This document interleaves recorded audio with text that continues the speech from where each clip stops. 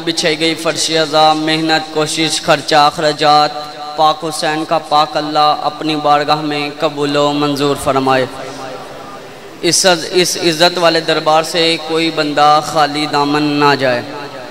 جو بندہ جتنے قدم چل کے آیا ہے، ایک ایک قدم کے بدلے میں پاک حسین کا پاک اللہ اجر عظیم عطا فرمائے۔ جو بے اولاد ہیں، بی بی رباب کی اجری ہوئی گود کا واسطہ علی اصغر کی نالین کے صدقے میں اولاد نرینہ عطا فرمائے۔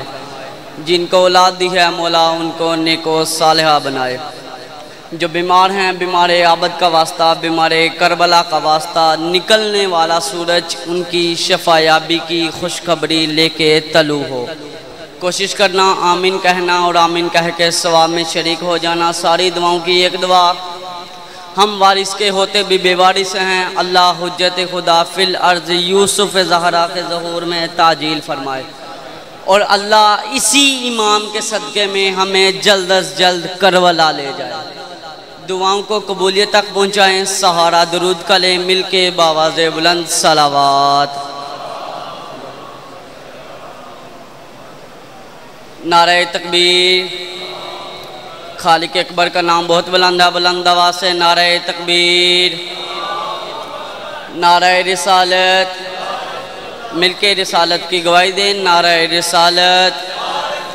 نقیب ممبر صاحب وہ مجھے بندہ دکھانا جو نہیں بولتا، میں کہہ رہا ہوں ہر میدان کی شان، وارث کل ایمان، قیامت تک کے لیے مومن اور منافق کے درمیان پہچان، وہ علی جس کا نام لیتے ہی مومن کا چہرہ کھل جاتا ہے، منافق کا شجانے سب بگڑ جاتا ہے۔ پوری طاقت کے ساتھ ولایت علی کا اعلان کرتے ہوئے، رات کی تاریکی کا سینہ چیرتے ہوئے، نعرہ حیدری، ختم قرآن کا ثواب ہے، نعرہ حیدری، حسینیت، یزیدیت، اہل بیت کے دشمنوں پہ لعنت، صلوات بر محمد وآل محمد کی ذات پر۔ ایک صلوات پڑھیں اپنی تھکاوٹوں کو توڑنے کے لیے، تاکہ آپ کی تھکاوٹیں ٹوٹ جائیں اور متوجہ میری طرف ہو جائے۔ بلند ترین صلوات پڑھیں۔ اجازت ہے کہ بلا نوکری پاک۔ آج کے میری مجلس تقریر گفتگو کا عنوان لفظ امام ہوگا۔ اس سے پہلے میرا دل ہے 4 مصروں سے اپنی گفتگو تقریر کا آغاز کروں۔ ہے اجازت 4 مصرے پڑھوں؟ پہلا مصرع آپ کے حوالے کرنے لگا ہوں، جولیاں پھیلانا۔ میں نے کہا بلند ہے میری قسمت نماز پڑھتا ہوں، بلند ہے میری قسمت نماز پڑھتا ہوں، نماز پڑھنے سے میری قسمت بلند ہے۔ اور کیا بلند ہے؟ دوسرے مصرے میں بتاتا ہوں۔ میں نے کہا بلند ہے میری قسمت نماز پڑھتا ہوں، یہی ہے بس میری دولت نماز پڑھتا ہوں۔ جو بیدار بیٹھا ہے، بلند ہے میری قسمت نماز پڑھتا ہوں، یہی ہے بس میری دولت نماز پڑھتا ہوں۔ بسم اللہ الرحمن الرحیم۔ قال رسول اللہ صلی اللہ علیہ وآلہ وسلم الصلاۃ معراج المومنین، نماز مومن کی معراج ہے۔ شیخ صاحب توجہ کیجئے گا، نماز مومن کی معراج ہے۔ مجھے امید ہے جو بندہ علی ولی اللہ پڑھتا ہے وہ نماز پڑھنے سے پہلے یہ جو میں بتانے لگا ہوں یہ کام کرے، اس کی نماز سے پہلے معراج ہو جائے گی۔ کیا کام کرے؟ چوتھے مصرے میں بتانے لگا ہوں۔ میں نے کہا بلند ہے میری قسمت نماز پڑھتا ہوں، یہی ہے بس میری دولت نماز پڑھتا ہوں۔ در بطول جلا کر نماز جس نے پڑھی، در بطول جلا کر نماز جس نے پڑھی، میں اس پہ بھیج کے لعنت نماز۔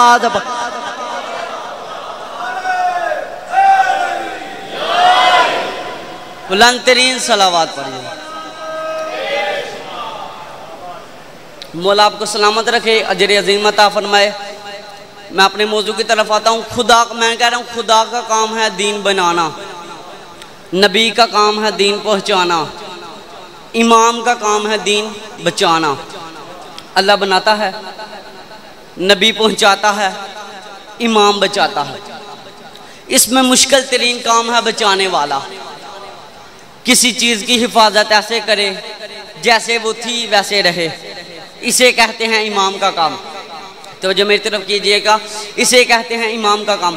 اللہ نے دین بچانے کی ذمہ داری جب امام کو دی ہے تو اللہ امام بھی خود بناتا ہے۔ جو بیدار بیٹھا ہے، اللہ امام بھی خود بناتا ہے۔ یہ ہو ہی نہیں سکتا کہ دین اللہ بنائے، امام بندے بنائیں، کیونکہ بندوں کا بنایا امام اللہ کے بنائے دین کی حفاظت نہیں کر سکتا، اللہ کا بنایا امام اللہ کے بنائے دین کی حفاظت کر سکتا ہے۔ کام ہے امت کا امام کو ماننا بنانا نہیں۔ کوئی ایک سنی بیٹھا ہو، میں ممبر آل محمد پہ 14 کی عزت کی قسم کھا کے کہتا ہوں، میری قوم نے 12 بنائے نہیں مانے ہیں۔ مالک نہتا خیر رکھے، میری قوم نے 12 بنائے نہیں مانے ہیں، ایک بھی ہم نے خود سے نہیں بنایا۔ یہ عام مسئلہ نہیں ہے کہ امام جسے مرضی امام بنا لے۔ جو بندہ ہاتھ باندھ کے نماز پڑھتا ہے وہ اپنی مرضی سے نہیں پڑھتا، اس نے نبی دیکھا نہیں، اس کے امام نے بتایا نبی ایسے نماز پڑھتے تھے، اس نے یہاں ہاتھ رکھ لی۔ پھر ایک امام نے فرمایا نبی یہاں ہاتھ رکھتے تھے، اس نے یہاں ہاتھ رکھ لیا۔ پھر ایک امام نے فرمایا نبی ناف کے نیچے ہاتھ رکھتے تھے، اس نے ناف کے نیچے ہاتھ رکھ لیا۔ ہمارے امام نے بتایا وہ کھول کے پڑھتے تھے، ہم کھول کے پڑھتے ہیں۔ کوئی مشکل بات ایک لمحے کے لیے میں نے مجمع سے نہیں کرنی، جو مجمع کے ساتھ سے گزر جائے اور سننے والے میرے پڑھنے کے بعد سوچ رہے ہوں کہ پڑھنے والا کیا پڑھ گیا اور ہم نے سنا کیا ہے۔ مجلس بولنے کا نام نہیں، مجلس سمجھنے کا نام ہے۔ ایک بندے نے بات سمجھ لی، میرے آنے اور آپ کے بیٹھنے کا مقصد پورا ہو جائے گا۔ 1400 سال گزر گئے، بندے اسی بحث میں الجھے ہوئے ہیں۔ تیری نماز غلط ہے، میری نماز ٹھیک ہے۔ تیرا وضو غلط ہے، میرا وضو ٹھیک ہے۔ تیرا روزہ غلط ہے، میرا روزہ ٹھیک ہے۔ میں نے کہا یہ ساری باتیں بعد میں کرنا، پہلے یہ دیکھو امام کس کا ٹھیک، امام کس کا ٹھیک ہے۔ جس کا امام ٹھیک اس کی نماز ٹھیک، جس کا امام ٹھیک اس کا وضو ٹھیک، جس کا امام ٹھیک اس کا روزہ ٹھیک، کیونکہ وہ عمل قبول ہونے ہیں امام کی وجہ سے۔ اسی لیے تو قیامت کے وقت جو منظر تھا اللہ نے پورا منظر قرآن میں لکھ دیا۔ خدا نے کہا میں نے قیامت والے دن یہ نہیں کہنا کہ اٹھو اپنے اپنے اعمال لے کے، خدا کہے گا ہم تمہیں بلائیں گے تمہارے امام کے نام پہ۔ پہلے امام آئیں گے، پھر ماننے والے آئیں گے، آگے امام کھڑا ہوگا، پیچھے ماننے والے کھڑے ہوں گے۔ اگر امام گیا جنت میں تو ماننے والے جائیں گے جنت میں۔ اللہ قرآن میں فرماتا ہے کچھ امام خود بھی جہنم میں جائیں گے، ماننے والے بھی جہنم میں جائیں گے۔ بندے پریشان ہو سکتے ہیں لیکن ہم پریشان نہیں ہوتے، ہم مطمئن ہو کے سو جاتے ہیں، کیونکہ ہمیں پتہ ہے ہمارا امام جنتی نہیں مالی جنت ہے۔ نعرہ حیدری، باواز بلند صلوات۔